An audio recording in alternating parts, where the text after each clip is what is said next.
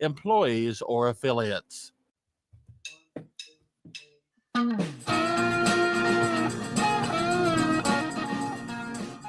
And welcome. It's Constitution Radio, Douglas V. Gibbs. We're here every Saturday from 1 to 3 p.m. on the West Coast time, KMET 1490 AM. And, you know, this is kind of a new thing. We're using a different platform, so hopefully it comes out okay. Let me know if anything seems strange. And also, I'm doing something I don't normally do. I'm streaming also on one of my video pages. Right now, it's going out to YouTube. We'll add Rumble hopefully next week. Because, you know, YouTube might not like a few things I've got to say. We'll see. I am your host, Douglas V. Gibbs, and I don't have my co-host Dennis yet. I'm watching for him, and co-host Alan Myers will be joining us during the second hour. So we'll have to kind of wait for him as well. But I'm glad to have you guys here. And let me do this. So let me pull up all of my notes here. That's, you know, kind of an important thing for me to know what I'm going to talk about. You know, it's because I don't script my shows. I don't necessarily go, all right, we're going to say this way. But I do put down what I want to talk about, throw some links out there. If you're curious about that, just go to douglasvgibbs.com. And then on the link bar there, hover over radio shows. There'll be a drop menu and go down to promo archive. And so whatever the latest program I've sent the information out and all the links that I'm using and the topics and all, it's right there. And if you want to call in, 951-922-3532, 951-922-3532 if you want to call in the program. This is on radio. This is on AM radio. So for those of you who want to call in, but also over there at youtube.com/Douglas V. Gibbs today. I'll probably keep putting it on YouTube until they, you know, cry loud enough about what I talk about. And I'll probably add, like I said, Rumble next week. You know, we'll see if I can do both or I have to do one or the other, and I'll let you guys know. But you also, there's a chat room there. So if you want to participate in the chat room, you can do that as well. I still don't have Dennis Jackson showing up on my screen, unfortunately. So we'll have to go solo for the moment. Like I said, Alan Myers, you know, it's funny because Alan Myers is an accountant. So think about the time of the year, and then you know why he can't join us till the second half of the program, because the man is knee deep in, I guess, taxes and stuff like that. That's what he does this time of year. And so I'm feeling pretty good about doing my taxes this year. I know that my money's going to go where I think I want it to go, I think. And so we've got President Trump, you know, we've got the DOGE and the spending. We want to be efficient. That's the word. We want to be efficient. You know, it's funny because I was a part of a think tank program. A couple of other guys, primarily me and a guy named Tim Curlin, who has since passed away. God bless him. But and back in 2007, we did a deep analysis of all federal spending. And after we were done, and basically what we did when it came to the federal spending, and this is what we know, this is what's available to the public. And obviously I couldn't do all the spending because, you know, God knows what else they were spending the money on. But when we did that, we separated the spending into basically two piles: constitutional and unconstitutional. Now remember, I'm a constitutional. Dennis is calling in on the phone. He couldn't get StreamYard to work. So I basically. What I had to do was, what we did is we separated based on what we believe that the original intent of the Constitution is, and some of the stuff, and understand some of that spending that's unconstitutional, maybe it should be. It's a good thing. Like, I'll give you an example. Technically, Social Security is unconstitutional. Now, I don't believe that we should just yank the rug out from under everybody. We've been paying into it, and people can now depend on it, and it's just it's the way it is. But there should be then an amendment that gives the federal government that authority. But anyway, so we separated federal spending and unconstitutional spending into two little piles.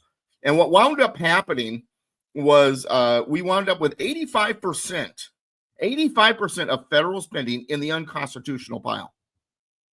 And understand, this is back in 2007. This is before Obama took office. And so I'm thinking, man, DOGE it's got to be interesting. It's got to be something that is just, you know, knocking the covers off of the baseballs. I mean, it's just crazy stuff. And then on top of that, we've been in this globalist situation, globalist trade attitude. See, we used to, back in the 1700s and most of the 1800s, we used to use tariffs, and trade wasn't necessarily free trade. I mean, even free trade isn't free trade, but we made sure that our trading and our practices with other countries are done in such a manner that it protected our interest, it protected our manufacturing, it protected our economy. Someone says, "Oh, what do you mean protectionism?" Well, protectionism is not necessarily a bad thing, and I'm not saying that you ignore the rest of the world and you go the other extreme. We do trade with other countries. There is a global market out there that we participate in, but it doesn't mean that you throw everything up to the wind and and just let it happen and then put yourself in a situation where the global trading is so important that you kill your own manufacturing. And that's what's been going on. And the interesting thing is, how many people even knew what tariffs were before President Trump took office? President Trump took office, started talking about tariffs. What's that? I guarantee you that most people, that's the way it was. Now, that said, all along, whether you knew it or not, other countries were charging tariffs on American products going to their countries. We have been paying tariffs or not paying tariffs because we just don't export to those countries because of the tariffs. This has been going on your entire lifetime. But yet the United States is not tariffing their products. So, and I mean, it's like, how dare we do tariffs to Canada? Can upset Canada. Canada, some of these tariffs they have against us is over 200%. We're talking 25%. We're talking pennies compared to what they're hitting us with. But basically what Trump's doing is saying, hey, you're going to hit us with tariffs, we're going to hit you.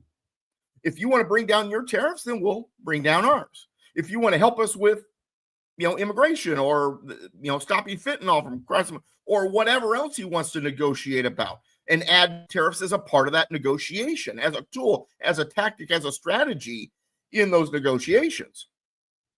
And that's what's going on. Everybody's freaking out. Oh my gosh, tariffs and all the prices are going to go up. No, not all the prices, just the prices of those foreign goods. You don't have to pay the tariff tax. Don't buy those products. Buy the American equivalent. And we do that enough, and these companies are going to want to somehow get rid of those tariffs because they're going to start losing money. Dennis is on the phone.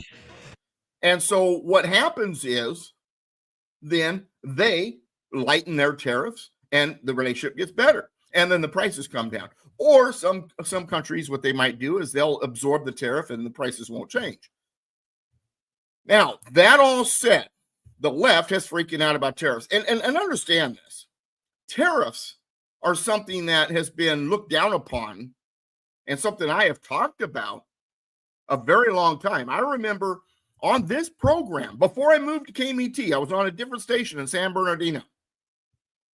And my co-host was a guy who went by Jasmius. And we got into arguments over tariffs a handful of times on that program.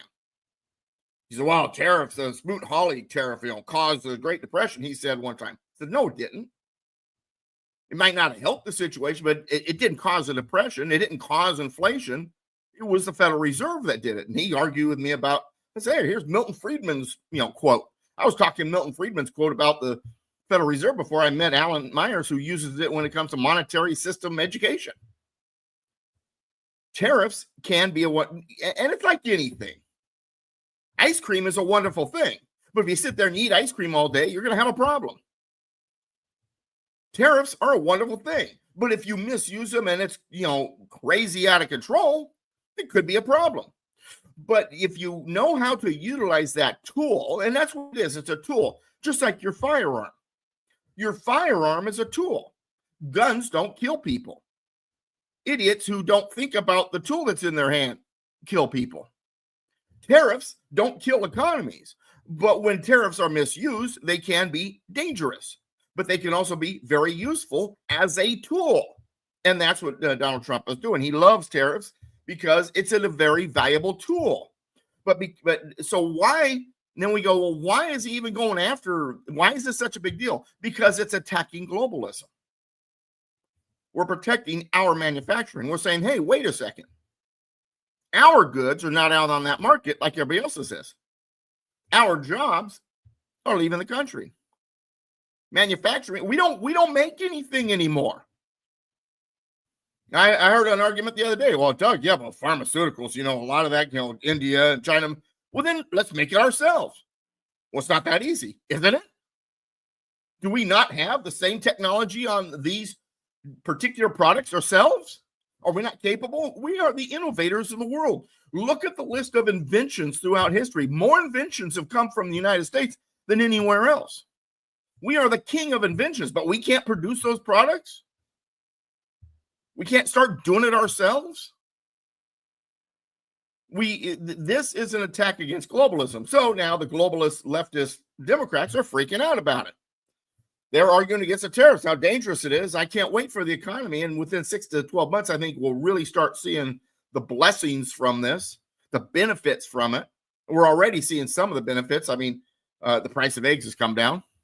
That was just supply and demand. The reason why the price of eggs went up is because they're killing all these chickens because of quote unquote bird flu. And even if the chicken may be within a region within 200 miles of where bird flu may have happened, it's being killed kind of thing. When you drop supply like that, price is going to go up. So what did Trump do? He brought in chickens. He raised the supply, increased the supply, and he's backing off on all the bird flu knucklehead stuff.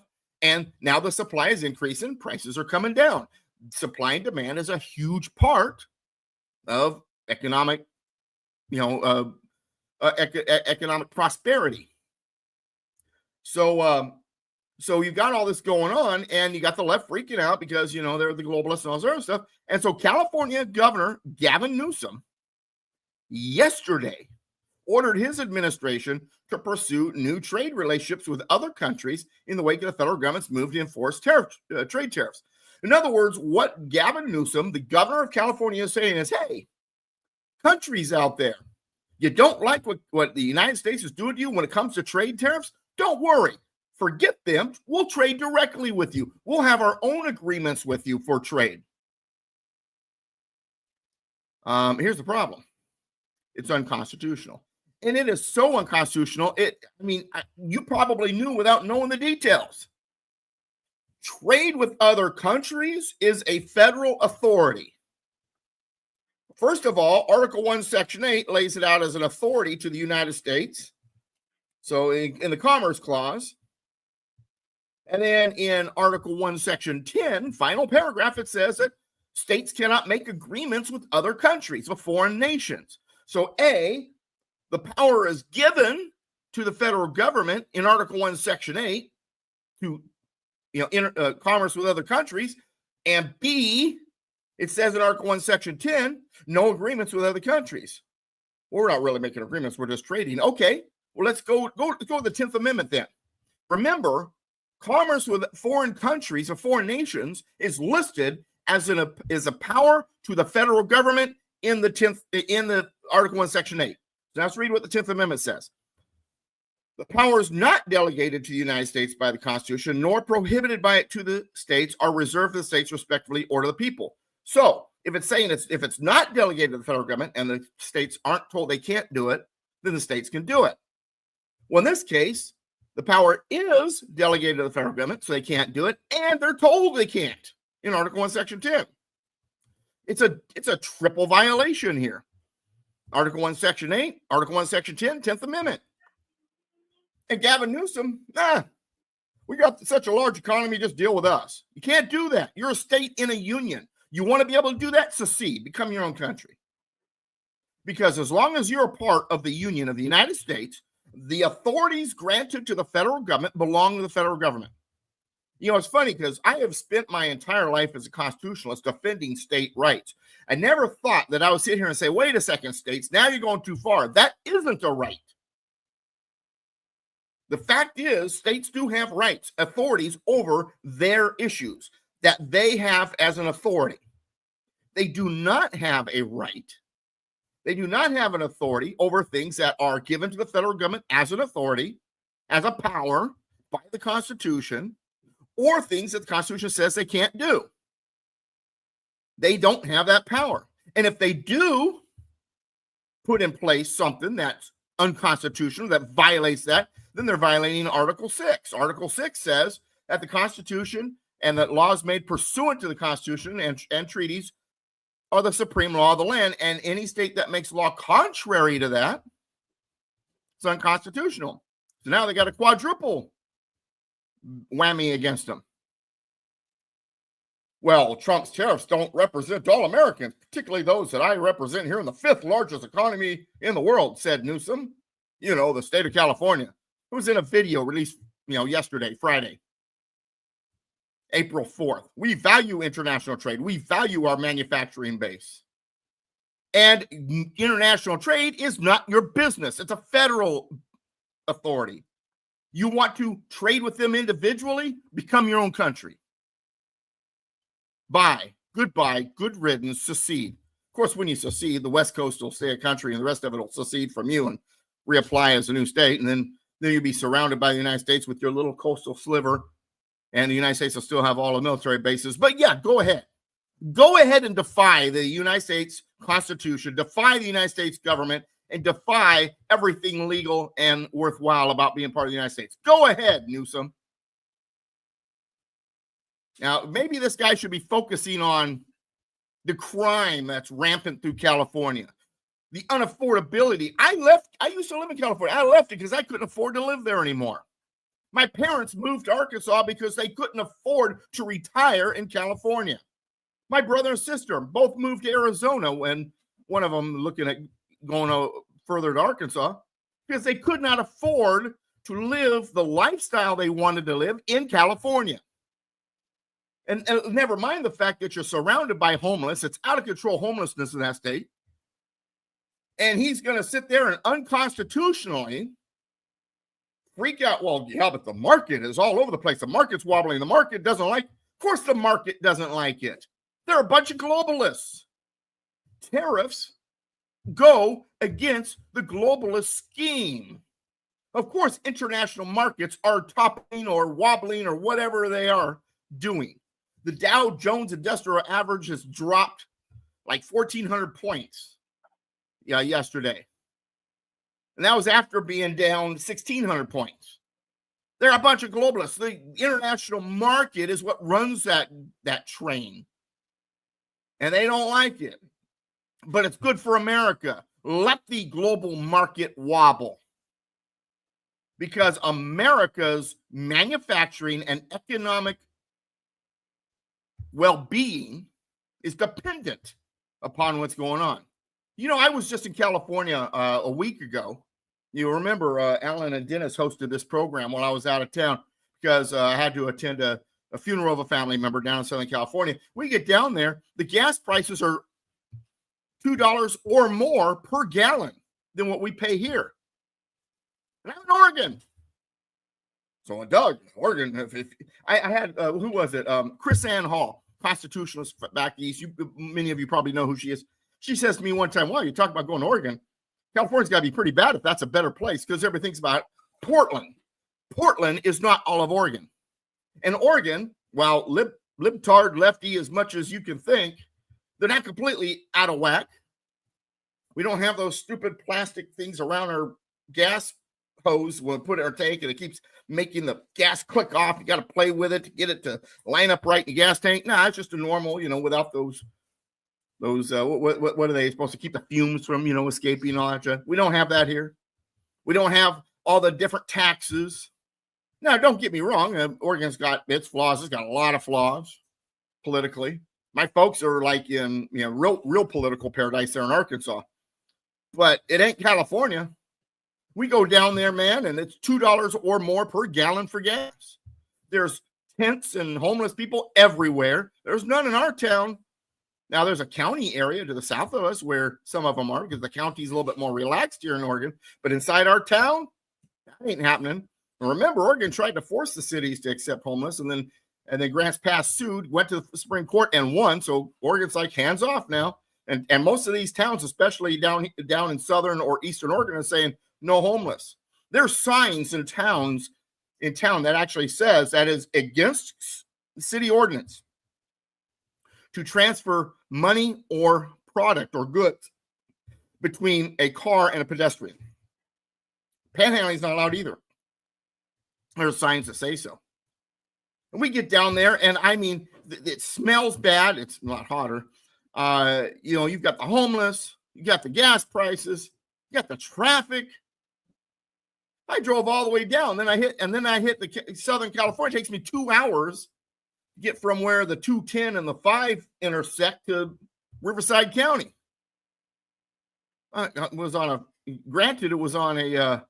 a Friday afternoon. Friday traffic's the worst. You can keep it. According to Newsom, over 40% of California's imported goods come from Mexico, Canada, and China. You're not importing them, California. Newsom's like, 40% of California's imported goods. It's not California's imported goods. It's the United States imported goods, and they're going to California. This trade with other countries is not your authority. You are not trading with other countries right now. Well, come to California, yeah, but it's trade through federal channels.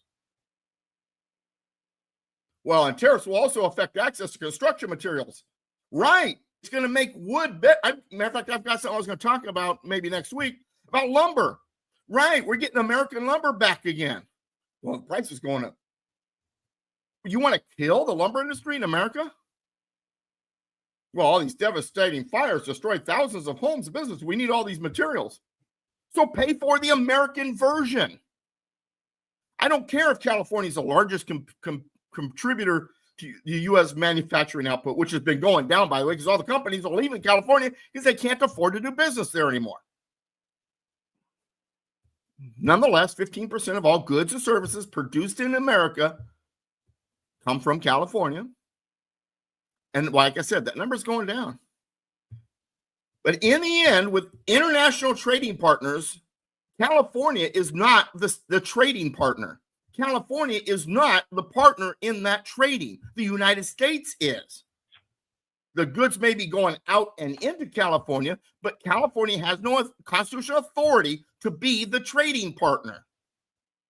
And for his administration, for Newsom, to start exploring ways to get around the tariff and trade with these countries, it's unconstitutional, and that means illegal.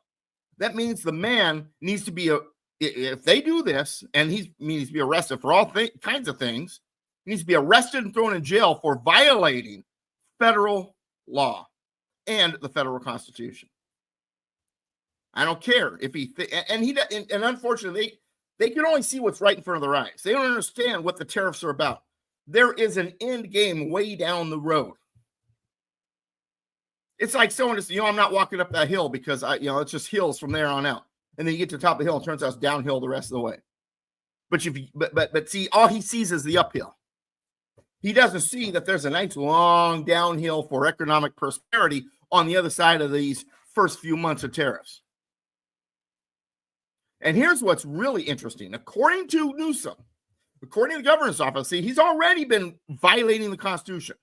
According to Governor Newsom and his office, and this is at Epic Times, California has signed 38 international agreements with 28 different foreign partners.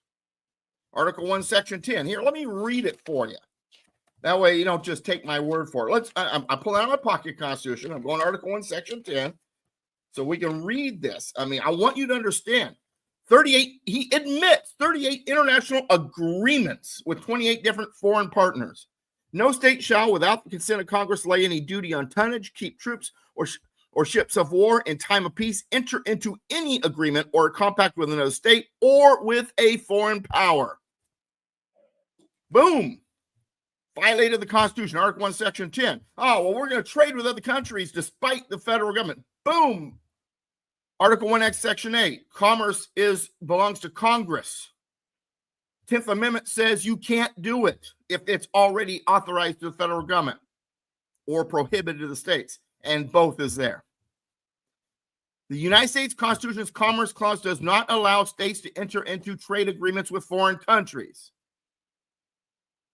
Period. Article 1, Section 10 does not allow states to enter into agreements with foreign countries. Period. The federal government has the responsibility for the conduct of foreign affairs. period. I don't care how much California thinks it's this or that. What they're trying to do is unconstitutional. Let's take a break. When we come back, I've got Dennis with me. I'll let him weigh in on this. Alan will join us during the second hour. So don't go anywhere. You're listening to Constitution Radio, KMET, 1490 AM.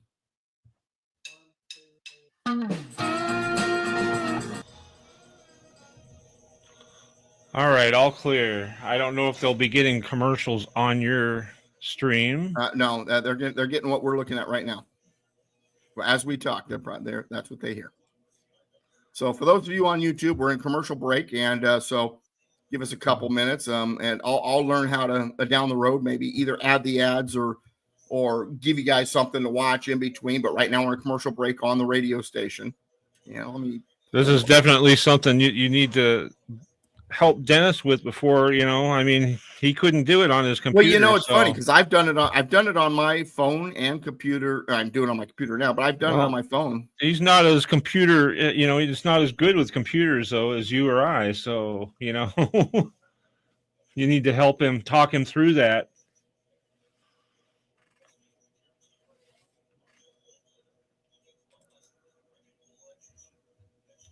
All right. And you won't be able to talk now. And I mean, I can try and get you to, Dennis, you want to say something to Doug? Well, can you hear me? Yeah, he can. Uh-huh. Well, my browser blocks it. It doesn't allow. Yeah, I can hear you. Camera to work. You can hear him, right, Doug? Yeah, I can hear him. I'm trying to see if YouTube can hear him. It just simply said, go to your browser settings, change your settings. But my hit YouTube can't hear him. And try it again. So that's it. Yeah, he needs to. He can hear you. All right. Yeah. So Dennis, hang on. You can. I can hear you. However, I'm also streaming on you. So and Radio Land can hear you, but I'm also streaming on YouTube through this, and you have to be on StreamYard in order to be heard when it comes to streaming. Well, when we're on the air, I can turn him up and you can hear him. But right now, off the air, you can't because it's turned down. Okay, so you're saying, yeah, but okay, but I can hear you, and it's not going to YouTube. Is my point.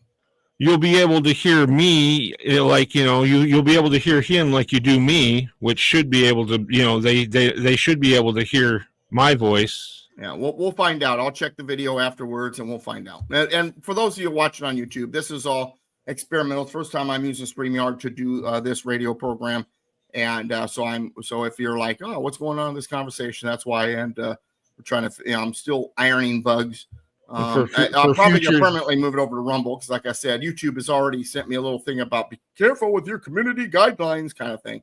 For future shows too, if you're not going to be here, we're not going to be able to have a live show. So, well, in that case, what I would do is because I'm allowed to make other people administrators, and what I would do then is set you up as the administrator and send you, and I could even set it up with my phone and set it up so that all you got to do is go in and administer it.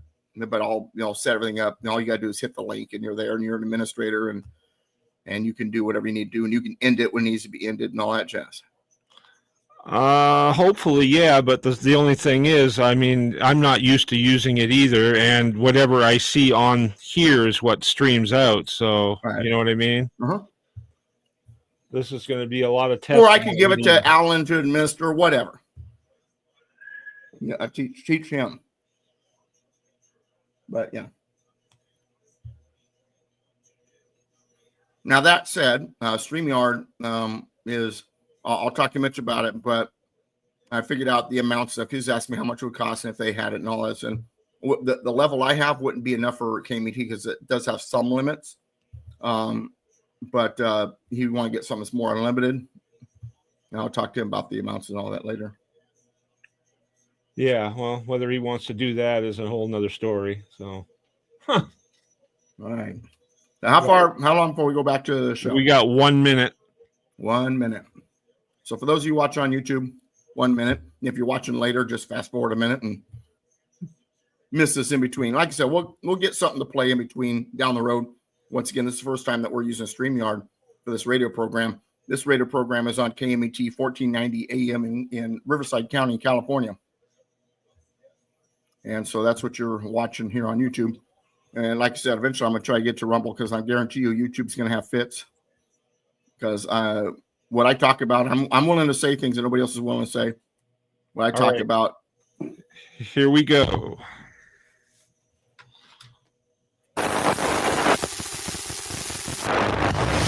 We are the socialists. You will be assimilated. Your individual liberties, personal freedoms, and mental individuality will be added to our own.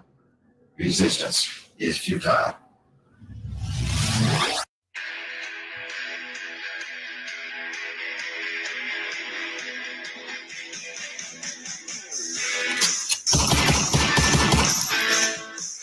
Welcome back. Constitution Radio, KMET 1490 AM. I am Douglas V. Gibbs, Mr. Constitution. Once again, this is today what we're doing here on StreamYard, because Skype is basically going bye-bye in like 4 weeks. And I am not in the studio in Southern California. KMET 1490 is in Southern California. I'm on the Oregon coast. I'm not in the studio. So my studio is my studio here where I'm at, my hidden bunker somewhere in Southern Oregon. And so I Skype into the station every week to bring you Constitution Radio. My co-hosts are Skyped into that same Skype invite. Skype is going bye-bye in 4 weeks, so we had to find an alternative. I've been using StreamYard for other things in the past, so I decided let's use StreamYard, and that's been the recommendation anyway.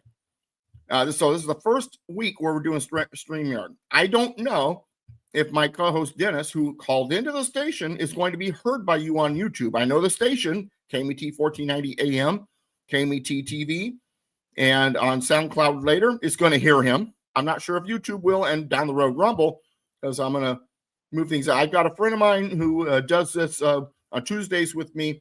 Ron, for those of you who watch me on Tuesdays at 3:30 Pacific at mrconstitution.com, mr-constitution.com.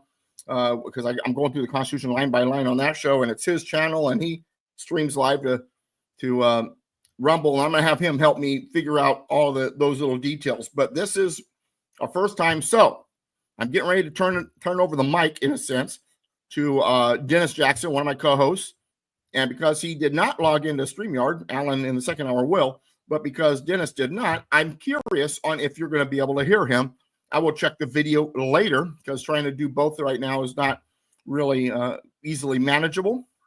And so for those of you on YouTube, if you can't hear him, I apologize. If you can, fantastic. We'll find out. So Dennis, I just spent first half hour of the program talking about basically what's been going on. But what I keyed in on was California deciding they're going to try to get around Trump's tariffs. They've decided they've got one of the bigger economies in the world, so they're going to keep their trading partners. They're not going to charge tariffs, and we already have agreements with all these countries, and so we're going to have our own trade agreements. We're going to resist Trump and trade directly with those partners. And as I explained, it's a violation of the Constitution. Article 1, Section 8 gives foreign commerce to the Congress, to the federal government. Article 1, Section 10 says that there shall be no agreements with foreign countries between states and foreign countries. 10th Amendment says, hey, if something is given to the federal government or is prohibited, you can't do it, states. And then Article 6 says that in any state that makes a law contrary to constitutional federal law, it's unconstitutional. So we got 4 places in the Constitution that California Governor Newsom would be violating by doing this. What's your thoughts, sir? Well, first of all, I wish you could switch over and listen to YouTube right now, because if I'm not being heard, maybe I ought to just beg off so that we don't have a lot of people. Go ahead and keep talking, and I'll find out. Okay. Well, this is nothing new for Newsom. I do not recall how many years ago it was. Obviously, it was in his first term, so it was maybe 2 or 3, maybe 4 years back. But he did deals direct. Even under the Biden administration, California was doing work, say either with China or with India or whatever other country he wanted to do it with. And, the argument came up then, when he announced it. These were multi-billion-dollar huge contracts. And they were as illegal then as they are now. But now, because this is now an affront, to the federal law, that is prime right now. What Trump is doing with tariffs is far more in the news now, negatively, because the media is negative toward Trump, than what the conversation was in the media back when Newsom did this, a number of years ago. They didn't attack Newsom. The White House didn't attack Newsom, but he's been cutting deals direct with countries, and he's not supposed to do it. I can hear you guys on YouTube, both of you. Yeah, I checked it. Yeah, you're coming through loud and clear. If I got a company in Los Angeles and I want to take an order from China, I can do that. Right. All right. If I have all the agreements, either import, export licenses, whatever it may be. But who are those export, import licenses through? Well, government. I haven't. You have to get them with the federal government. Well, my point being that this is nothing new for Newsom. He has been playing this card for a long time. Mm-hmm. And it's wrong. Your comment in general, about what tariffs do and how they can be useful or destructive, again, and I agree with you. Whether or not you want to talk about carrying a gun or you want to talk about anything in life, any tool can be used for good or bad. Right.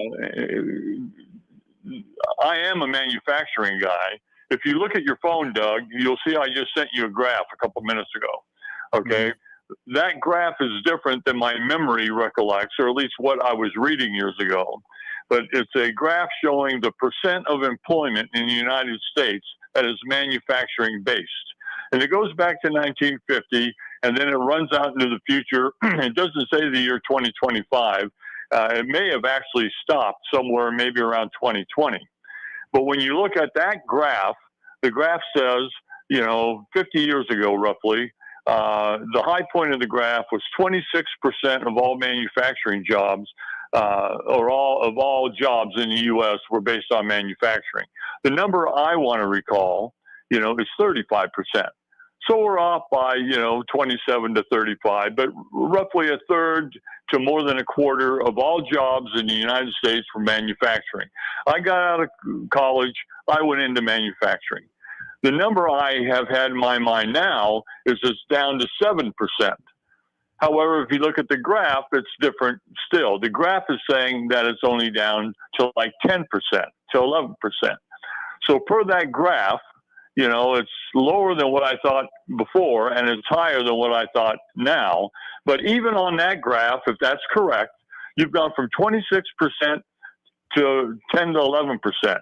So right now, we have 40% of the jobs for manufacturing now compared to what it was 1950, 1960, 1970. Now, if you take a look back in 1970 and you look at and you do this in millions, and there's another graph that I didn't send you, Doug, where it talks about where the millions, it says that it peaked at 20 million people. Well, 20 million people in employment, 30 years ago is a lot higher based upon the U.S. population than percentage-wise than the 10 million that is supposedly now in the employment population. I've done aerospace manufacturing. I've made parts for jet engines, whether it be General Electric or Pratt Whitney or Rolls-Royce. If you put it on the airplane, you put it on the wing. The wing is attached to the fuselage. The wing and the fuselage have all kinds of metals in them, just like the jet engines do. You've got aluminum, you got steel, you've got super alloys, you got Inconel. All this stuff has to be melted. It has to be poured. It has to be machined. All of that stuff happens, and it happens in manufacturing. Okay, I have had my customers whether it be Goodrich, whether it be GE, that would say, look, why don't you guys take your foundry and just go south, 200 miles, go to Mexico. It's a lot cheaper down there. And you can cast the parts down there, and then you can bring them up to your facility in LA if you want to ship them out of LA, or you can just ship them out of Mexico. And that was a big deal 20, 30 years ago. Do you have a maquiladora down in Mexico? If not, you ought to go down there. I actually flew to Mexico with the owner of the company once, and we looked around at trying to do it. And we were a machine shop, not a foundry, but we didn't do it. Before that, it was over in Asia. They wanted everybody to put it in Asia. And why? Because they went wherever the manufacturing was capable, but cheaper. So instead of me hiring guys back then, $9 an hour, I could get it done in Mexico for, $1.50, and they could work 60 hours a week and they wouldn't even possibly even get overtime, whatever the rules were back then. So I'm going to export my jobs to Mexico or to Taiwan or wherever I'm supposed to go. And they were doing this with golf clubs. Golf clubs never could be made in the U.S., But, there's always somebody trying to do that stuff. So I've seen the flight of manufacturing, whether it be in aerospace, whether it be in automotive, you name it. I've seen it go south of the border or overseas, and people get laid off to where now we're a shadow of what we used to be. We have military hardware for fighter aircraft that is sourced only outside the U.S. And if it's sourced in a place like China, what do you think they're going to do if they go to war with us? And our F-35, back then it was the F-16s and the F-14s and the F-18s, or your GE and you're building, or Pratt Whitney, you're building the jet engines that go on all these aircraft. What happens if your supply chain is outside the ally base of the United States and they decide not to ship you the part? It's crazy. So now what Trump is trying to do, and I really appreciate this, because when he talks to me, he's talking to me to what I was saying 20, 30 years ago. He's saying now, because of tariffs, he's going to rebuild the middle class. The middle class is the target for Marxists and communists. They want the haves and they want the have-nots. The have-nots have to depend on the haves. They have to depend on the government. They have to depend on a handout. They got to depend on housing. And WEF is saying you're going to own nothing, but you'll be happy. And that's exactly what the Marxists and communists want to do. Middle class, they own something. And if they own something, they want to protect something. And if they want to protect it, they will protect it from outside countries, or they will protect it especially from their own country. And so over the last 30, 40 years, one of the major points of conquering the United States was to outsource its manufacturing capabilities, so it had to be dependent on other people. And when manufacturing is outsourced, high-paying jobs are outsourced. Why do you think Trump, in his first administration, he got us into energy independence to where we were net exporters of energy? And then Biden comes in, and now we're net importers again.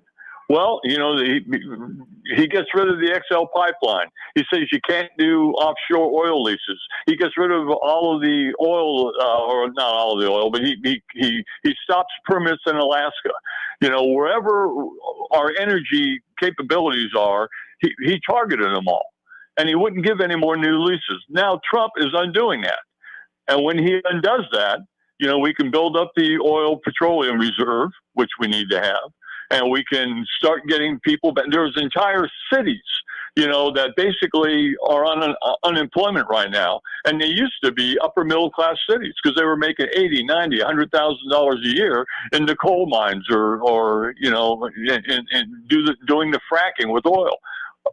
The drivers, the truck drivers, the trains, all of that stuff, it all took a hit. And those people are, the Rust Belt that we talk about, and J.D. Vance is from the Rust Belt.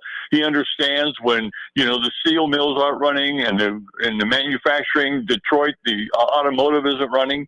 And so now we're hitting Rolls-Royce. We're hitting BMW. We're hitting Audi. Audi is looking at building in the U.S. right now because they don't want to pay the tariffs.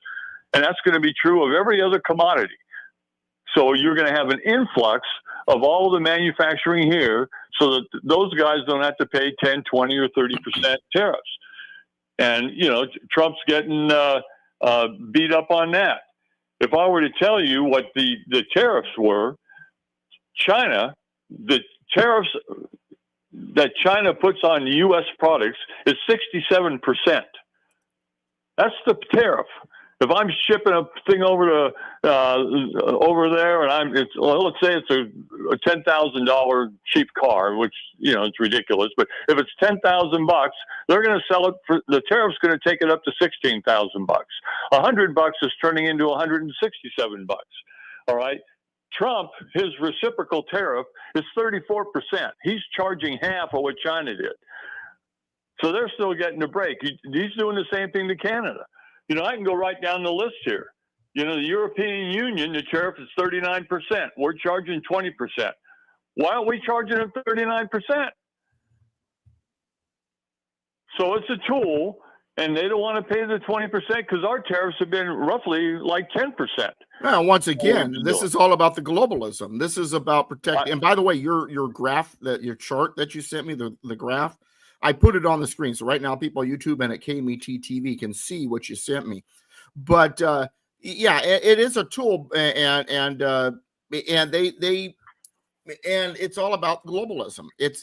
They don't want America to have their sovereignty. They don't want American sovereignty preserved. They don't want American manufacturing preserved because they get their power, their pocket money, their wealth, their little benefits from the world. They are, it kind of reminds me of that "we are the world" thing way back when. But and that's what they're all about. These are a bunch of Marxist globalists who are freaking out because the tariffs are about American sovereignty, American manufacturing, and the American economy.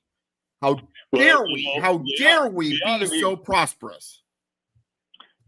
You ought to be glad we're doing it with tariffs and affecting their pocketbook instead of doing it what we ought to be doing, and that's with bullets and bombs and just wiping them out.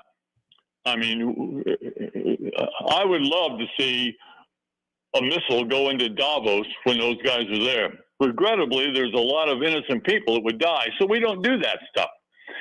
We try to do things legally. Trump is trying to get. We live in a different world. We live in a different world where we realize also that everybody's got weapons that far exceed what there used to be in existence. So we got to use other means. Well, but here's the point. We need to go after the guys like Soros, the guys like Zuckerberg, the guys that are American citizens that have been behind this stuff. And now Zuck, he's trying to, make nice. And, he had a meal with Trump and, he donated $1 million to the inauguration and he's donating some other money here and there. Bezos is kind of coming around, and Peter Thiel, he's kind of doing all right. And, so everybody's kind of somewhat making nice to Trump because, he's got 4 more years to go. And, but the Davos crowd, the WEF guys, the globalists, as you say, they have been after wiping out the American middle class for the last 40 years. My entire manufacturing life, I've watched this happen. And Trump is undoing it faster than I can, my head is almost on swivel, watching what's going on. And it will take a little while, but it won't take that long. I used to make parts for the semiconductor industry. And I went to a trade show and I had pictures of the product that we made. And our main competitor was China. And they do a lot of stuff over there, a lot of stuff, semiconductor-wise. And when I say semiconductor, that's the industry that's making the chips that go into all the computers. And with AI right now, the chips for AI, and I don't understand why, but I understand that they take 10 times the power to run an AI computer than to run a normal computer. So the chips that's in your PC, if it takes, X power to run it, if you're running AI with those chips, it's 10 times more. And you got all the EVs that are out there on the street and, they want electricity. And so, California has been a brownout state since Jerry Brown the first time, 40 years ago, 30 years ago. I'm a manufacturing guy, and all of a sudden on my computer comes a notice from the power company saying you need to shut your plant down by 1 o'clock. We had to shut our entire facility down in under 15 minutes. Our maintenance guys could do it in 7 to 8. And if we didn't get it done, we got hit with a fine, $10,000, $15,000 fines. Now, what do you do with 200 employees when you all of a sudden, I'm shutting your power down, you need to go home? And if they only were at work 2 hours and you send them home, by law, you got to pay them 4 hours. And then when I call up General Electric to tell them, oh, by the way, the parts I was going to run tonight, through X-ray and through the heat treat unit, we're shut down. So, by the way, my parts that I'm supposed to ship you on a military contract that are due next week, I'm not going to be able to make that shipment. I hope that doesn't hurt your planning. Well, of course it hurt their planning. And so we had to plan around, especially during the summer, making sure our product was far enough along in the manufacturing that if the state of California hit us with their rolling brownouts, that we could withstand that and still ship on time. So, they're trying to wipe us out, and Trump is coming back. And, I just trust that he'll survive all this. That's my fear. But he, without a doubt, is the most influential human being on the planet right now. And the tariff battle is entirely fair. And you can see the screens. We're still being nice. And these guys, they'll come around. And some people are going to have to choose between the U.S. and China. That's going on in Australia right now. They're trying to control. China's upset about what we're doing in Panama. That's ticking them off. But China's trying to get all the power. I mean, they're into Africa. I mean, they're just really expanding. And we can beat all of them. And we can do it with one hand tied behind our back because we have the principles in the Constitution. That has been the thing that has made this country able to do everything it's done. And you talk to the people in Australia that can't fight against the socialists and they don't have their guns anymore. And I remember reading a statement, and I told you about it, to where this 30 seconds, by the way, before break. Go ahead. I thought we had rights in this country. Well, they don't have the kind of rights that we do. They aren't guaranteed. So I'm all for this anti-globalist stuff. And I'd rather do it with tariffs than have to do it with, casualties and all the rest. So Trump's playing the right card. And with that, I'll shut up. Well, and it's time for break. This is a 2-hour program. This is the halfway point. For those of you on YouTube, I haven't figured out how to intro something else, so I'll just talk to you a while during the break. But it's about a 5-6 minute break on the radio station. We'll be right back. And remember, you can call in. I'll give you the phone number when we get back.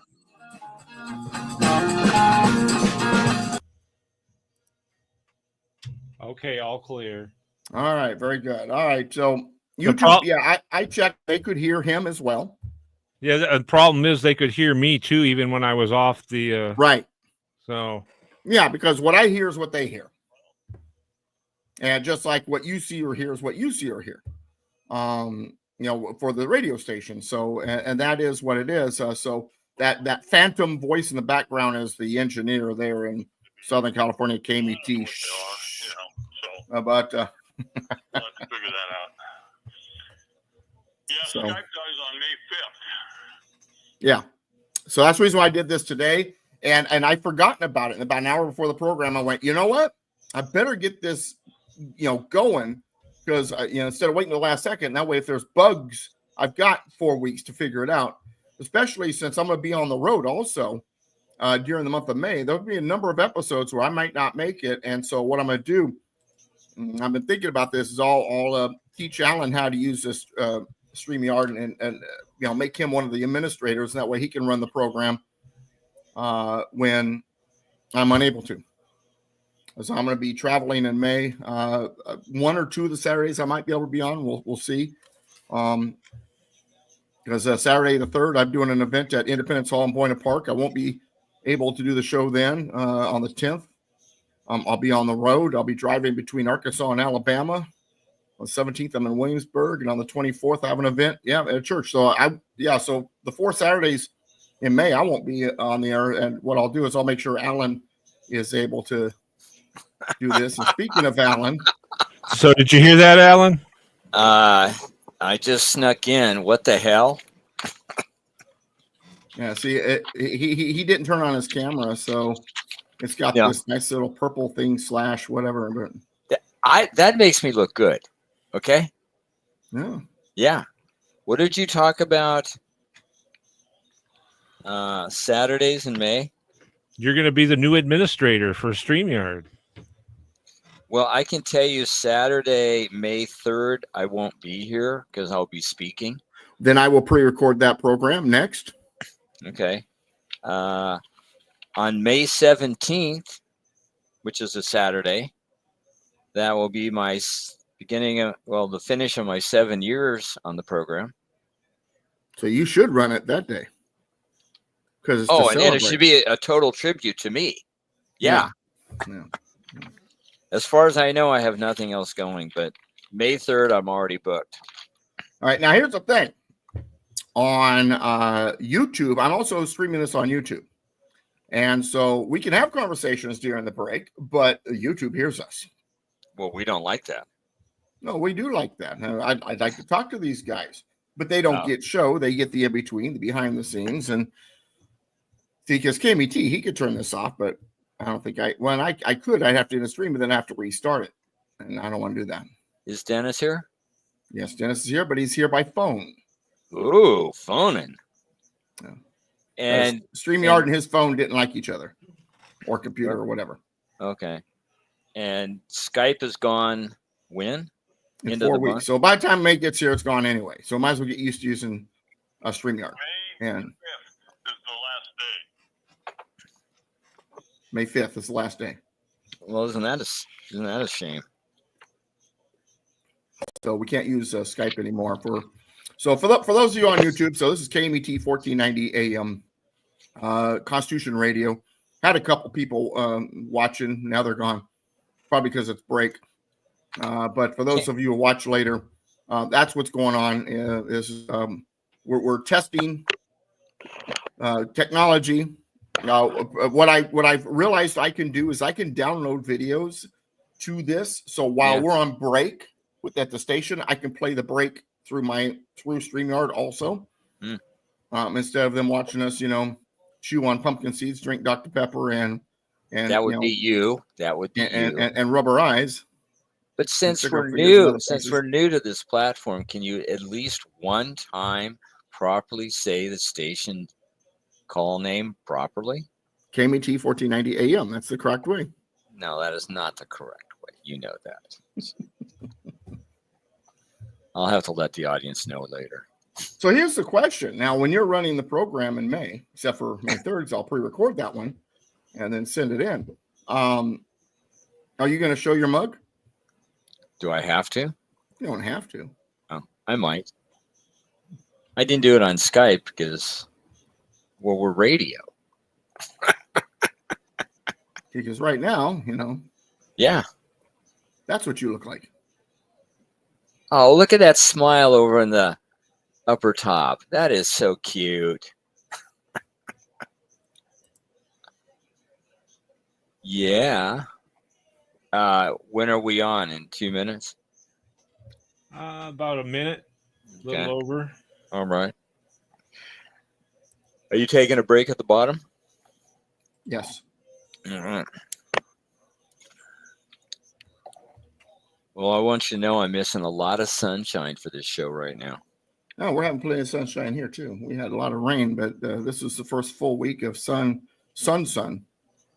in a while. Okay. Yeah, like I told you, here on the Oregon coast, we get more rain over the weekend than you in Southern California get all year long. Which is fine. We're good with that. No worries.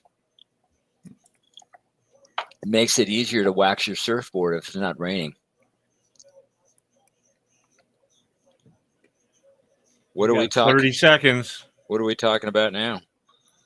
Well, I was just talking about how California wants to defy the Constitution with the trading with other countries.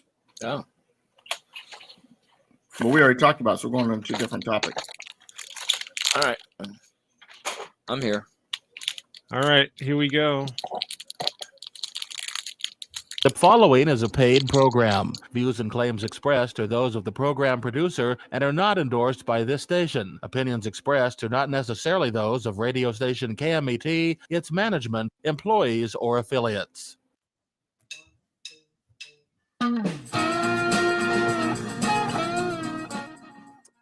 welcome back, Constitutional Radio, Douglas V. Gibbs. I am your host, Douglas V. Gibbs. I have Alan Myers is now with me. I have Dennis Jackson on the air with me, my co-host. We are on every week at KMET 1490 AM, and we're still figuring things out. We just moved over to StreamYard. I have a StreamYard account. The station doesn't.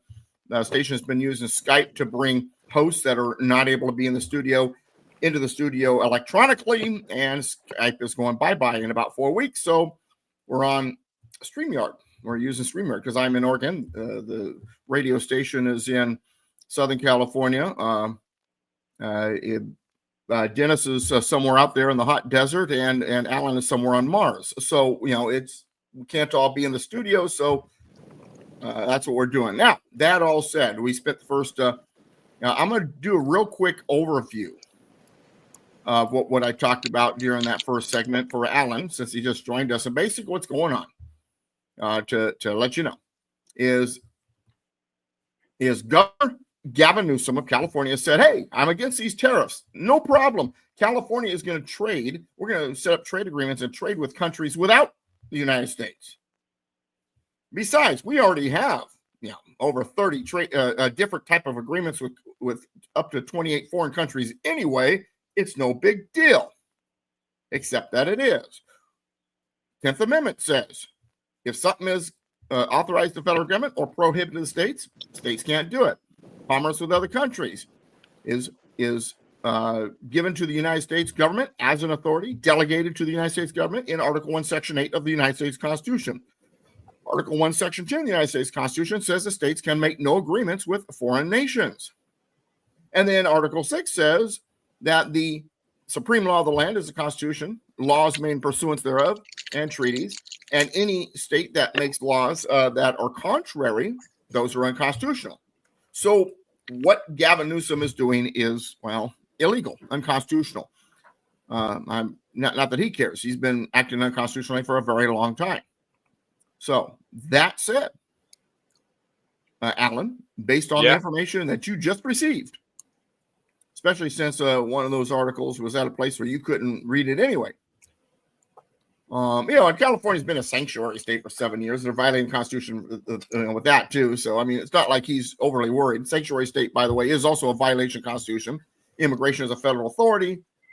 And getting back to the 10th Amendment, if something is a federal authority, states cannot have laws regarding that. And if they do, and they're contrary to the federal law, then it's unconstitutional.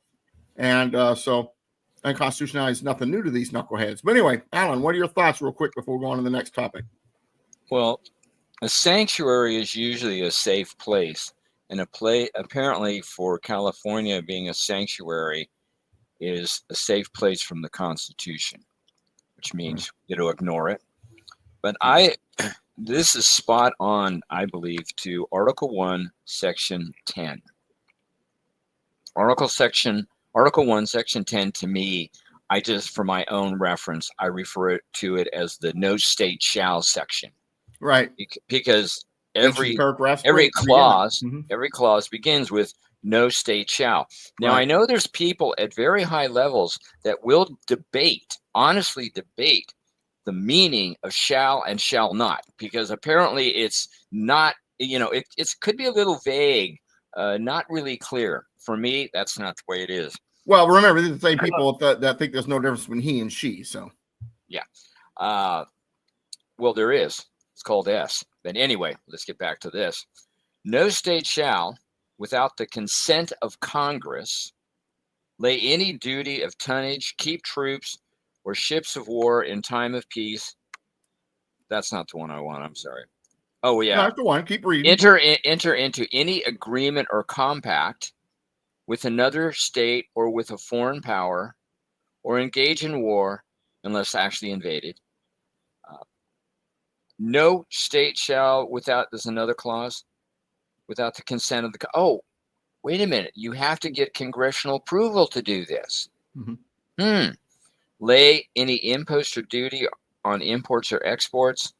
Da da da da da.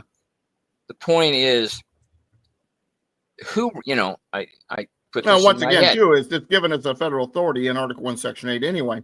Yeah, And but- so, commerce with other countries, you can't do it anyway. But on top of that, you can't have agreements with other countries unless Congress approves it, which they haven't. The thing is to keep in mind for me is that, okay, who wrote the Constitution? Representatives from the then 13 states. Sure, it wasn't John Marshall. Oh, yeah, and they're in these representatives of the 13 states knew the Articles of Confederation was not getting it done. They came up with the Constitution. Out of the Constitution comes the existence, the birth of the federal government, and they really wanted it tight and limited. But they, even though they were in the absolute driver's seat, they put a section in Article 1 to say what each state cannot do unless they get congressional approval. There's nothing vague here. Right. I wonder if Newsom knows how to spell the word Constitution. Just wondering. Okay, he wouldn't care. We know that. All right. All right. Very good. Anything else? No, that's a nice. Well, yeah, I would like to clarify for those new listeners out there that the proper way to say the station's name is KMET 1490 AM because AM stands for America. There, I got it in. Congratulations. All right. Thank you. So, Democrats are interesting. Look back in history. If you remember with the Iraq War, for example, and I'm not getting into a debate whether it was good, bad, or in between. If we should have been putting boots on the ground, we shouldn't. All that jazz. That's an hour-long show right there. But remember how they were for that war before they were against it. They were against illegal immigration before they were for it. They have a history of double talking, flip-flopping, and rewriting history. This is what they do. We have to understand that everything the Democrats do is a production. It's theater. It's acting. And usually when someone's pretending, they're not saying the complete truth.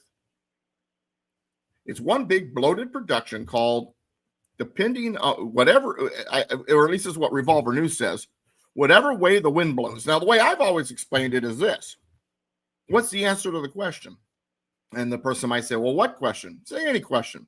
The answer to the question is whatever benefits Democrats most at the moment, even if it contradicts what they said 10 minutes ago. This is what they do. Okay, now let's turn on our little time machine and reel it backwards. Zoop, zoop, zoop, zoop, zoop. We're back in the 90s. And Nancy Pelosi is a young woman. She hasn't had all that work done yet. So she's not afraid of falling and cracking her face into pieces. And she freely admitted that China was ripping off the United States with some of the most unfair trade practices on the planet. In fact, if you listen to what she was saying back in the 90s, you would swear up and down she was one of those crazy MAGA radicals. She sounds like she could have been handpicked for Trump's cabinet today. Now, that said, this is across the board. She isn't the only one. And don't forget that during Biden's administration, Trump's tariffs remained in place. He re-upped them. And at one point, Karine, whatever, the one with the lots of hair, his press secretary says, well, we need to make sure that, we're not being ripped off. Almost sounded, for lack of a better way of saying it, MAGA. Suddenly, tariffs bad. Tariffs destroy everything. Tariffs make inflation go heap, heap high. And they're freaking out. Because they can't see down the road. They can't see beyond the tip of their nose. And they are correct. In one sense, that tariffs are a tax. They are a tax on products being imported into the United States from another country, for those of you who don't know. And it is a part of a cost of doing business. Producers' prices for their goods and services depend heavily on the cost of producing those products or providing those services.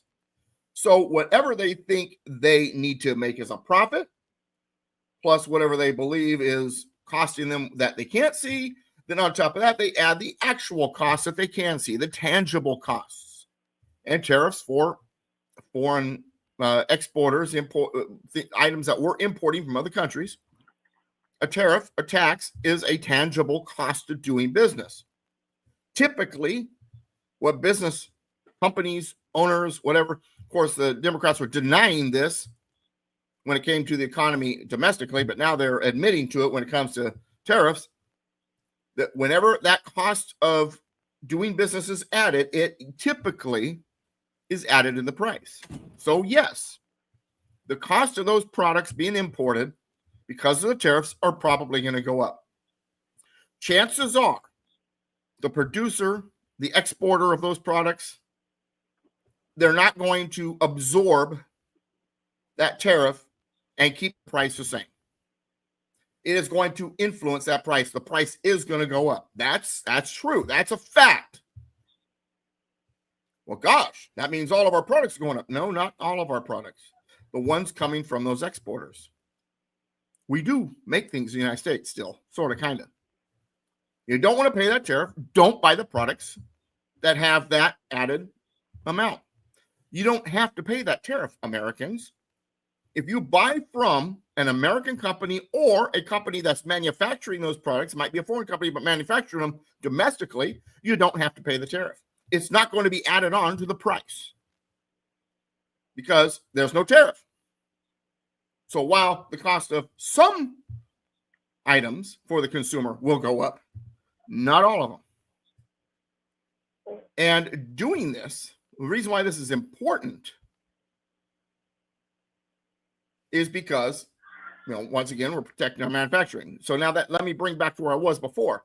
The Democrats understand this. They talked about this before. I remember when Clinton was talking about fair trade deals. Oh, and efficient government spending, DOGE. I remember when Obama talked about that kind of stuff. This is nothing new. But the problem is Democrats, two problems. Number one, they hate Trump. So whatever Trump's going to do, they're going to be against, even if they used to be for it. And second of all, they're globalists. And so they're going to be against Trump because Trump is all about making America great again. And they want to make the world global. They want to make the world international everything and knock America down and instead of lifting us up. Because it's not fair that we're above all the other countries in our prosperity. And I said, well, yeah, but I'd rather buy an American product. Oh, so those poor people in the other countries that are trying to make a living, you don't want to buy the product and now they won't have a job. You mean those 6-year-olds that they drag into the shoe factory? All right. Maybe that's an exaggeration, but you know what I mean. This is important, but we have a party that flip-flops. It doesn't really, because, and now you have to ask yourself, well, why is it? Why is it they change their mind so easily? It's not just because they hate Trump. And here's the root of the cause. And I'm going to lay it on you. Because they don't have any principles. See, if you have principles, you stick to your principles. If you have ethics, you stick to your principles. If you have a spine and you're honest, you stick to your principles. If you have no principles other than power and your pocket and moving America towards something that the founding fathers never envisioned, why, you might change on a dime. You turn on a dime, as they say, depending on what you think is best for your narrative, your ideology, your power, and your pocketbook. What do you think, Alan? Have I hit the nail on the head with this? Democrats can't seem to agree on anything especially when it comes to themselves when they were younger. Are you going to play that video clip of No. Nancy? Oh, too bad. I did watch it. Yeah, it's interesting, isn't it? Surprising what she said. I will take the other side of this for a moment, in that they do have principles. Their principles are do whatever works in the moment that might best suit That's you. not a principle. No, that's theirs. No, it's not their principle. That's a reaction. Not a principle. It's a reaction. Well, that's what they base their behavior on, so it would seem. But the one that you sent out with Pelosi, the one you sent out with Obama, and I'm listening to, obviously these are some time ago. They're much younger looking, but they're not, they're not in a closet somewhere. They're in a public setting saying these things. Right. And it's about you will learn. Do they not think this will be dug up later when they change their position?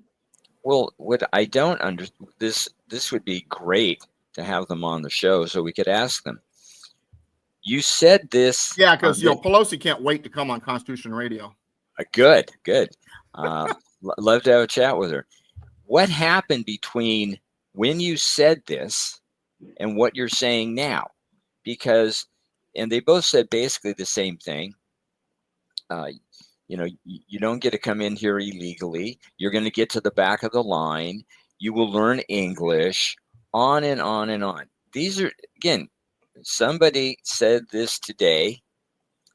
There's going to be a lot of hellfire coming, because there'll be some Teslas burned over it. You're not kind, you're not caring, you're not understanding, whatever. But it was okay when they said it then, and I wish it would be nice to know the month and year they said this, to be able to go back and see what was going on at that time.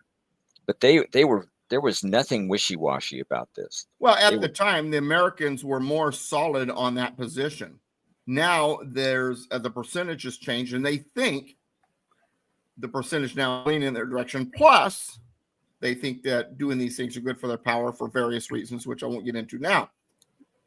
It comes down to what I said earlier. What's the answer to the question? Whatever benefits them most at the moment.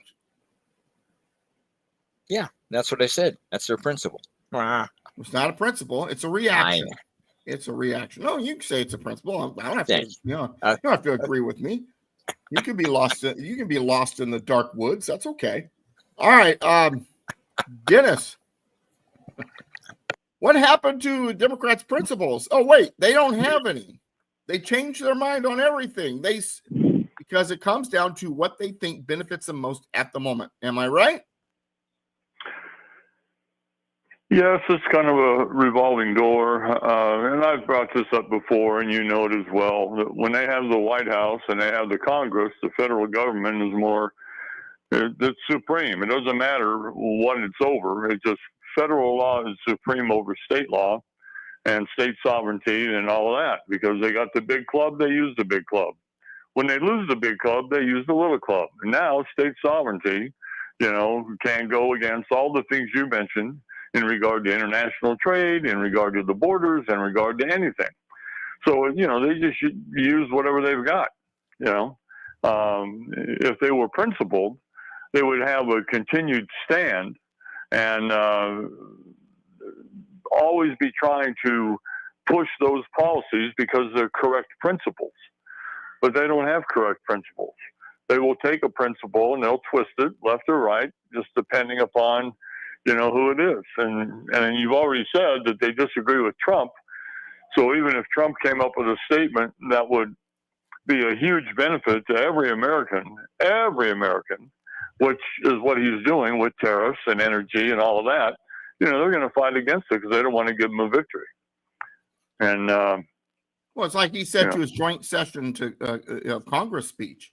There's nothing I can say to win these people over. I could cure cancer, and these people would still be against that. That's right. And they would deny cancer to their father, mother, sister, or brother if that's what it took to get rid of Trump. They don't want any success stories with Trump.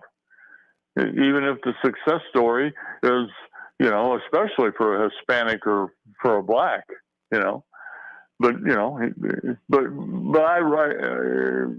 when you say you're colorblind, you know, nobody's perfect, okay? But you know, when you try to be colorblind, you know, the rising sea lifts all boats type deal.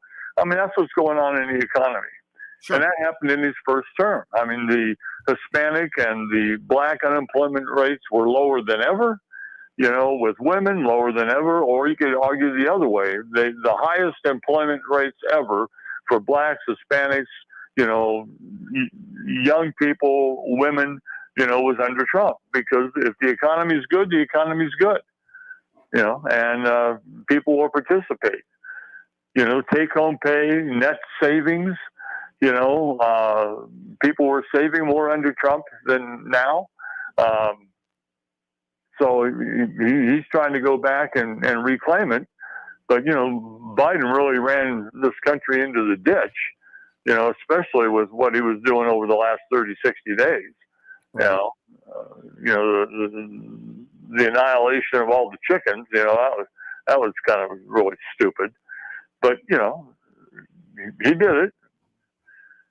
And now all of that needs to be undone. And gradually that will happen, you know. And Wall Street, you know, I think they're purposely trying to tank the market as the media talks about all the potential. Well, remember, they're a bunch of problems they see. globalists, of course. Well, exactly. So the media is going to say tariffs are bad. Wall Street's going to react like it is bad. Hopefully that gets the public to go against Trump and put pressure on him. But, you know, Trump, he's in his own world. And it's not that he doesn't care about people. It's because he does care about people, and he believes he has the right ideas.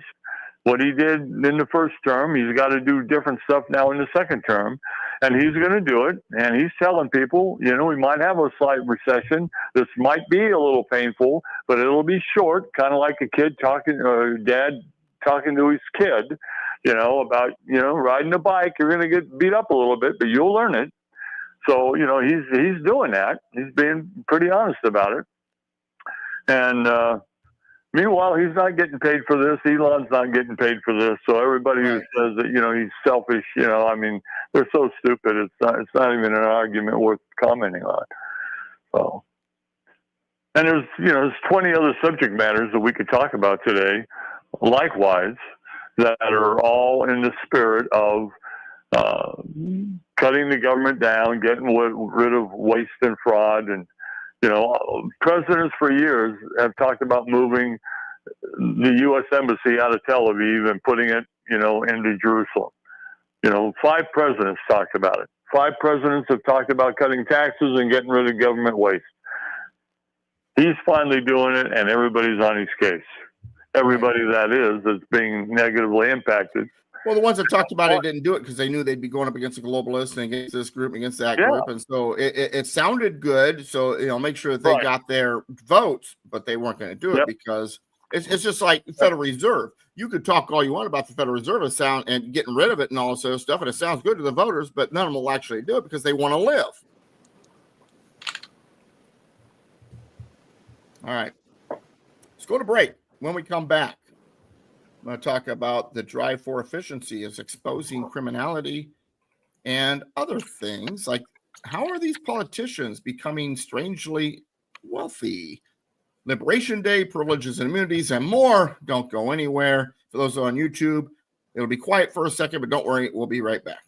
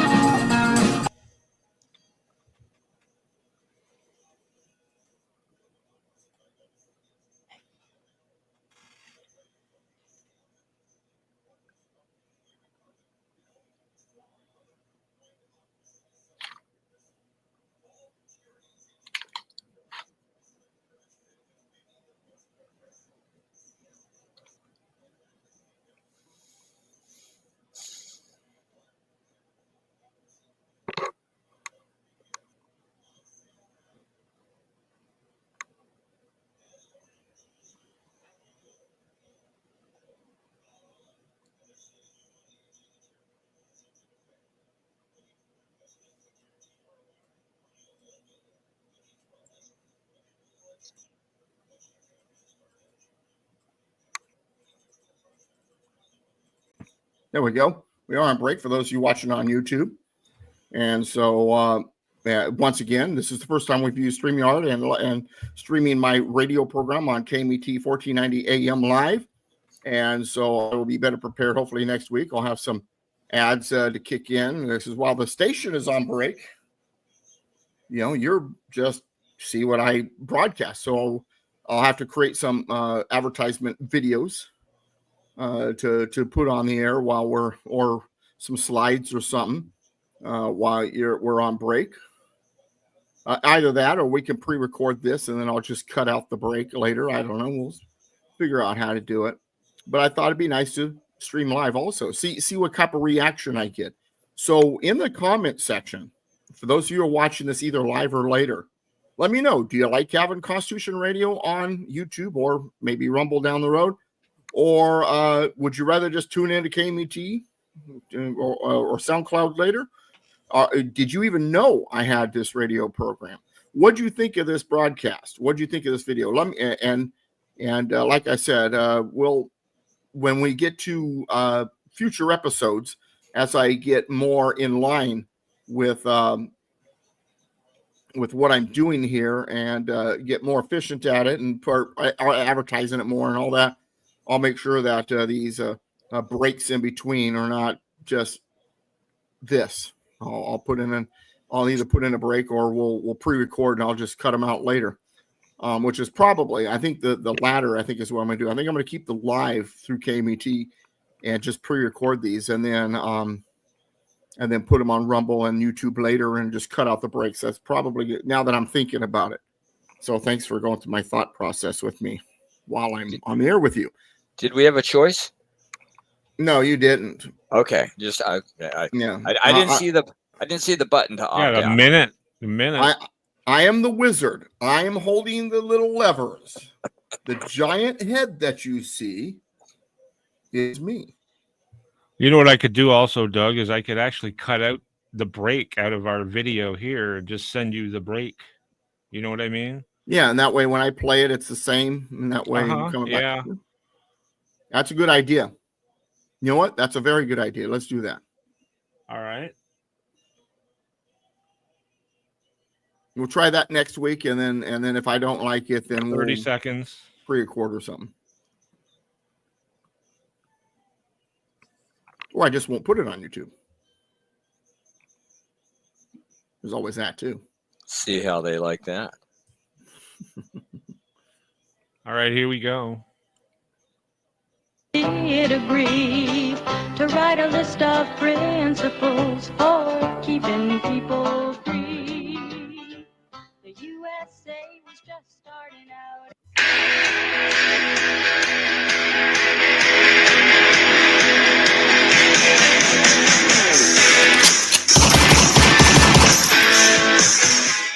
All right, welcome back. Constitution Radio, Douglas V. Gibbs, the only show that returns with gunfire on AM radio. Yeah, YouTube, eat that up. So welcome back to the program. Got a lot to talk about, as always. This is a 2-hour program. We are in the fourth and final half hour of the program. And, you know, it's, and I mentioned off the air, and for the YouTube people, you heard it. You know, I'm the Wizard of Oz. I'm the one pulling the lever as well. When it comes to what the left is up to, there's more behind the curtain than just levers. There's a whole lot more, and it's amazing when you start looking at it. And that's what DOGE has been doing. DOGE has been looking behind that curtain and finding that there's more than just levers. And the latest fraud uncovered by the Department of Government Efficiency, DOGE, isn't getting nearly enough attention. The team has discovered millions of illegals who snuck across the southern border were getting Social Security from the Biden administration, and there were many who even voted in 2024. Now, we've been saying this before. Well, they're voting in elections. Cut that out. We're going to kill your episode because you said that. That's a lie. It's misinformation. It's disinformation. No, it's true. They just found it out. It's not misinformation. It's not disinformation. Antonio Gracia, in an address with Elon Musk in Wisconsin, highlighted in 2021, you see 270,000 people, all the way to 2.1 million in 2024. non-citizens getting Social Security numbers. We went there to find fraud. We found this by accident. 2 million illegals received benefits in 2024, with many enrolling in Medicaid. DOGE removed last week almost 7 million Social Security accounts from people over the age of 120. That's not just waste, that's criminal. If these accounts of people over 120 are open, were they getting checks? And if they were getting checks, who's cashing them? White House Press Secretary Caroline Leavitt stated, "We know for a fact there are individuals," it's not misinformation, it's not disinformation, "who should not be receiving benefits on Social Security rolls. And this administration is focused on cleaning out the waste, fraud, and abuse in every agency, but particularly in Social Security, to make it stronger for our tax-paying, law-abiding citizens who deserve these entitlements and programs." DOGE is doing its job. And the left, the Democrats and their allies are going nuts. And Tesla dealerships across America are burning. Not because of your cars lighting on fire because of the faulty batteries, but because of rage against Elon Musk. And Attorney General Pam Bondi is taking action. And she's calling it what it is, domestic terrorism. But now here's the thing. We're not only just finding fraud through DOGE. DOGE is not just finding fraud in things like Social Security. The world's richest man, Elon Musk, also wants to know a little bit more. How is it? This is also what DOGE is up to. How is it that there are members of Congress becoming strangely wealthy despite what one might consider a relatively modest government salary? I don't think it's modest. It's probably much higher than it should be. But compared to what they are worth, it's modest. You don't become worth hundreds of millions on $179,000 a year. Well, they're investing, Doug. They got money. Well, how is those investments doing so well? Insider trading? Maybe, perhaps. Well, during a town hall in Wisconsin, Elon Musk said his team at the Department of Government Efficiency is looking into how certain lawmakers have amassed generational wealth. Musk was responding to a question from an attendee who asked whether DOGE had found any evidence of money transfers from the U.S. Agency for International Development, USAID, or should I say USAID, to Representative Maxine Waters, Adam Schiff, Chuck Schumer. Musk says, well, there's a massive amount of corruption, he says. But it's circuitous. So what happens is there's money that obviously is your taxpayer money that is then sent to various government organizations who then send to NGOs, which then send it through giant fraud loopholes back to organizations and people and so on and so forth. I send money overseas to one NGO, they'll go through a bunch of them, and then I'm highly confident he says that a bunch of that money then comes back to the United States and lands in the pockets of the people you just mentioned. It's the circuitous route he's talking about, sort of like, because for those of you who watch movies and believe everything you see on the movies, sort of like when you got these hackers, right? And they don't want to be discovered. So what do? They don't just use their ISP and hack into something. They send it to some server in Africa, which then sends it to India, that sends it to Tokyo, which sends it to North Korea, and sends it to Siberia, and then through a couple in Europe, and then into whatever they're hacking, right? Because you can't trace it that way. That's basically what's happening here. The money isn't going to these people's pockets directly.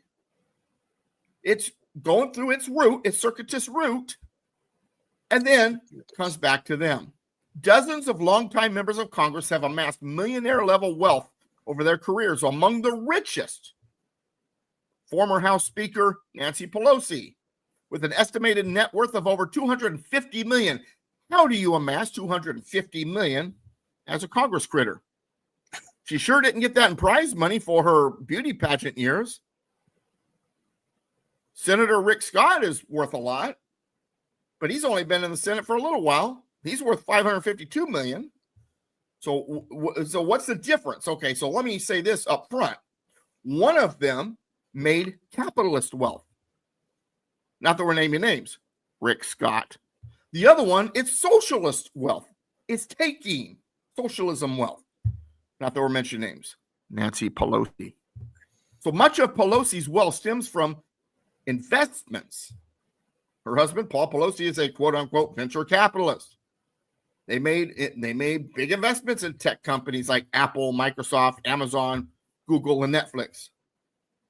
The wealth primarily comes from business ventures. When it comes to Scott, Rick Scott, his wealth isn't from holding office. He's only been in the Senate for a little while. And he was, in Florida politics, governor and all that. His wealth primarily comes from his business ventures prior to his time in the Senate. See, this guy is an entrepreneur. It's capitalist wealth. He co-founded HCA Healthcare. It's a major operator of hospitals and medical facilities across Florida. And he launched Solantic, a chain of urgent care clinics. He's sort of like Elon Musk. He's out there producing stuff. So, he made $552 million out of that as an entrepreneur. Pelosi's not an entrepreneur. They're just investing. How do you get $20 million out of your investments if you're only earning just under $200,000 a year? And is it because they are using insider trading? Musk said we're going to try to find out and certainly stop it from happening. And Pelosi has come under a scrutiny for her and her husband's unusually successful stock trading. Nobody statistically is that good. But yet somehow they have pulled off this incredible wealth. It's so good. And I mean, I'm not a stock market guy. I don't play that game. I don't pay attention to it. And I know people who have invested and they do well.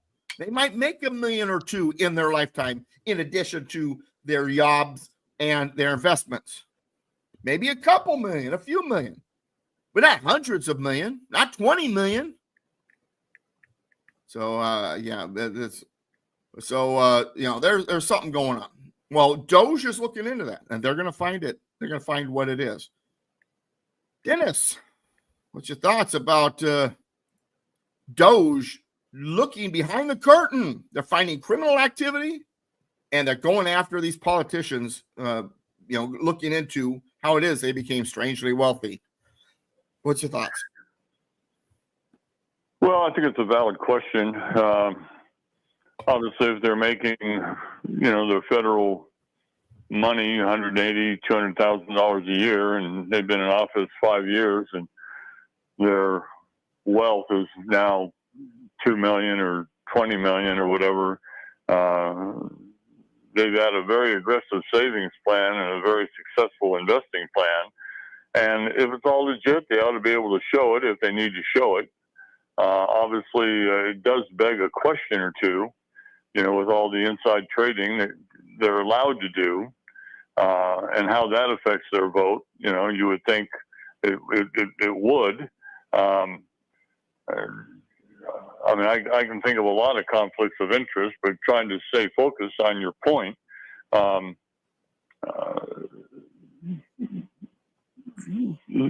When people start complaining, then as Elon says, you're over the target. So he just needs to, keep doing what he's doing, whether it be with USAID, whether it be the people that are over 100 years old on Social Security, whether it be the, children 11 and under that got a couple $100 million worth of loans. There's all kinds of stuff where money has been pulled out and sent, just like the Stacey Abrams, her company had $100 in it total, and they sent her $2 billion. That's a pretty good sized jump. You think they might start her with 10 grand or 100 grand if they're going to do something, but hey, I want to be on that grant list. Jeez Louise. Yeah. All this is good. It's all going to work together, and all truth, even if it's in different categories, eventually will, like 6 degrees of Kevin Bacon, all truth eventually merges into one great big whole, even though it might take a while, for the blanks to get filled in. And, but, you need to start arresting people. I mean, the people that, well, the first time Trump was in office, I was like hoping that maybe those orange jumpsuits would start flying off the shelves. Yeah, you and I talked about Still that. waiting for that. Yeah, I know. But I mean, they've got people, the people that wired the money that they knew was going to NGOs, the people in the NGOs who got the money and wired the money, all the people sending and receiving money, it was bogus. It's fraud, and why they aren't bringing these people in and interviewing them and giving them their rights, letting them get out on bail, but at least getting them in front of grand juries and getting some indictments, to hold them over. I mean, they know how to do it because they sure as heck tried it with Trump, and they even fabricated the evidence to get him. The evidence now is not being fabricated. The question of the auto pen, that's being debated. Okay, so now they know that the Trump or the Hunter laptop is for real, and they know the 51 people that said it was bogus, that it was Russian information. They know their names. And Hunter Biden's laptop was real. Biden's mental deficiency was real. And now we're finding out the fact that they're a bunch of crooks is real. Well, so why can't we get somebody arrested? Any of them. Well, 70% of the judges are leftists. That's part of the problem right there. They know they lied under oath. Mm-hmm. They know that they've said two different things. What they said in Congress isn't what they said on CNN, 4 weeks later. I mean, there's too much Mr. Nice Guy right now. Well, and we have a firm hand now out of the White House. That's one of the things I like about Donald Trump is that firm hand. So, because in interest of time, let me get over to Alan now. Alan, so DOGE is shining a light on waste. It's uncovering criminal activity. And they're looking into how certain politicians have become, well, strangely wealthy. What's your thoughts? It's been known for some time, and it was even addressed some time ago in the passage of something called the Stock Act. But for the longest time period, people in Congress were exempt from insider trading, which meant if you were a financial person, the one client you really wanted was somebody in Congress. Mm-hmm. And the fact that I think today insider trading is not allowed doesn't mean it's not happening. They are privy to information before anyone else is, and the Congress critters can make financial decisions on what to buy and what to sell very quickly. If you and I were to do that, we'd be in jail. We would be in jail with Martha Stewart. Yes. Mm-hmm. So when Martha Stewart went to jail for what she did, if she had been in Congress, she wouldn't have gone to jail. What else? The thing you mentioned about... Well, she'd have been in Congress, or if her last name was Biden, she wouldn't have been in jail. Well, it was long before that, but yeah. Anyway, the thing about the Social Security number, I'm getting bits and pieces. What I want is full context. If millions of people, millions of accounts have been eliminated from Social Security for people who are considered to be in excess of 120 years old, great. But when you tell me that, I want to know, were any of these accounts in use in the last 5 years? Yes or no? If it's no, good. You just cleaned up a bunch of mess that shouldn't be in there. That shouldn't have been there anywhere. It's like emptying a closet of stuff you don't need anymore. And the Democrats are screaming, see, they're going after Social Security. Yeah, for people that are gone. But all the information I want isn't out there. The other is, okay, if these accounts had been active in, let's say, the last 5 years, okay, where'd the check go? This is not hard to find. This not at all. That's one. The going back a little bit further. Okay, you have all these people who are here in this country, good, bad, or indifferent. They're here not legally. They didn't go through the process. They just walked in. Okay. I want to know, how did any one of these people get a Social Security number, as in get registered with Social Security, get a card? How did this happen? Because I'm thinking somebody, if this is the case, somebody got sent out there, found people like this and said, I'll get you one if you do this. And I'll get you, whatever. So we need to find out how this happened and who helped happen, because you don't show up in a Social Security office here illegally. You have no papers, and all of a sudden they say, oh, here, fill this out. We'll give you a Social Security It number. had to be an insider. That's not going to happen. Yeah. Let me comment on that, because I just saw this, this past week, where and you saw it too, that when Elon Musk was on stage with that guy, and they had the big graph behind him, and it was showing the number of people that were on these various Social Security deals. The assistant, the DOGE member, he said, we went in there looking for fraud, and we ran into this, the thing on the board. And he says, and what happens, it says people were coming across the border. You've got 670 judges that you can report to, because you're supposed to go see the judge before they get you deported. There's 5 million people. He says it's 6 years before they can get their court date. They're said you'll appear in court, and you sign it and say, yeah, I'll appear in court. And the court date is 6 years from that.